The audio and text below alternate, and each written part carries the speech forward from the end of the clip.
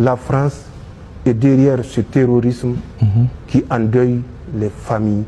nigériennes. France kan woni gaɗa terrorisme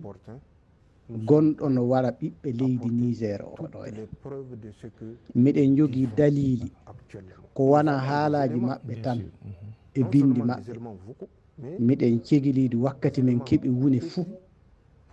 min burtinan dalilaji ɗin min kolla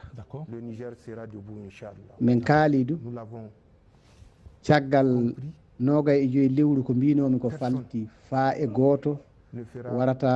waɗana ɓiɓɓe leydi Niger ono ko kaani wadde e lusde muɓɓe nden kala ɗowtodiro e ɓi leydi Niger e ɓurno kamɓe hoore ɓen